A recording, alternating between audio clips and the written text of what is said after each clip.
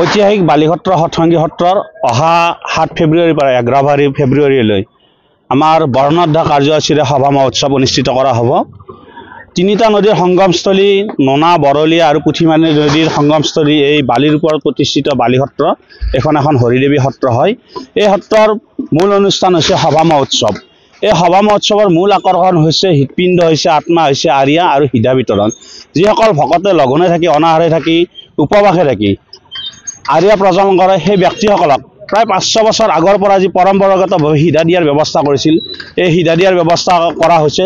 তাৰ লগে লগে আমাৰ যিটো মূল অনুষ্ঠান, আমাৰ অনুষ্ঠানটোৰ হৃদপিণ্ড আৰিয়া, এই আৰিয়াটো অন্য চাকিতকৈ পৃথক। আমাৰ সন্মানীয় কুমাৰ সম্প্ৰদায়ৰ ব্যক্তিসকলে কুমাৰৰ মাটিৰে কুমাৰ চাকিত এই চাকি গোলাকৃতিত বনোৱা হয়। ঠিক দৰে এই চাকিৰ যিডাল শলিতা, ইয়াক আমি পাকৰি বুলি কওঁ। শংকু আকৃতিৰ সন্মানীয় মহিলাসকলে লঘোণে থাকি শুভ্ৰ বস্ত্ৰ পৰিধান কৰি একান্ত চিত্তে ভগৱানৰ নাম লৈ এই শলিতাডাল প্ৰস্তুত কৰে। তাৰ লগে লগে সৰিয়হ, যি ধৰণৰ আমাৰ আৰিয়াৰ বাবে সামগ্ৰী লাগে, এই সামগ্ৰীসমূহ তেখেতসকলে প্ৰস্তুত কৰে। গতিকে অসমৰ বিভিন্ন প্ৰান্তৰ ভকতসকলে আহি ইয়াত তেখেতসকলে মনোবাঞ্ছা পূৰণৰ বাবে গোটেই নিশা ইয়াত আৰিয়া প্ৰজ্বলন কৰে। 19খনকৈ উপ সমিতিয়ে বিভিন্ন ক্ষেত্ৰত ইতিমধ্যে কাম কাজ আৰম্ভ কৰিছে আৰু এই গাঁৱৰ 25টাকৈ চুবুৰী 2জনকৈ সদস্য তেখেতসকলে নিজৰ নিজৰ কামসমূহ আৰম্ভ কৰিছে। ঠিক তেনেদৰে অন্য গাঁৱৰ যিসকল ব্যক্তি আছে, এই গাঁৱৰ ওচৰ চুবুৰীয়া গাঁওখনৰ বহু ব্যক্তিয়ে এই অনুষ্ঠানৰ লগত ওতঃপ্ৰোতভাৱে প্ৰায় এমাহ কাম কাজ তেওঁলোকে আৰম্ভ কৰিছে।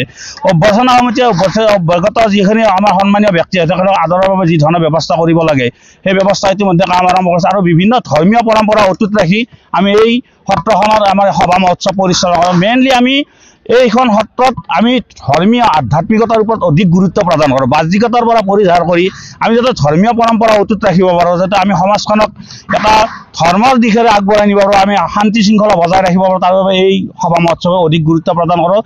আমাৰ 7 ফেব্ৰুৱাৰী আৰিয়া প্ৰজ্বলনৰ দিনা বৈকুণ্ঠ ধামলৈ পৰিণত ইয়াত হাজাৰ হাজাৰ লক্ষ লক্ষ ভক্তই ইয়াত আৰিয়া প্ৰজ্বলন কৰে।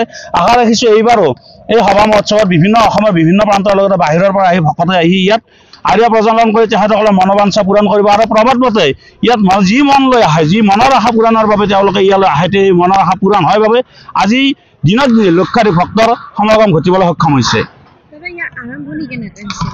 প্ৰায় 1600 শতিকাৰ আগতে ইয়াত মহাপুৰুষ কেইজনাই হৰিদেৱ মিশ্ৰ যি তেখেতৰ অৱদান, ইয়াত এই হৰিদেৱ মিশ্ৰই এই সত্ৰখনত সভা মহোৎসৱৰ আৰম্ভণি কৰিছে আৰু তেতিয়াৰ পৰাই এতিয়ালৈকে এই সভা মহোৎসৱ পৰিচালিত হৈছে। প্ৰায় 1600 শতিকাৰ পৰা বা 500 বছৰ আগতে এইখন সভা মহোৎসৱ অনুষ্ঠিত কৰিছিল।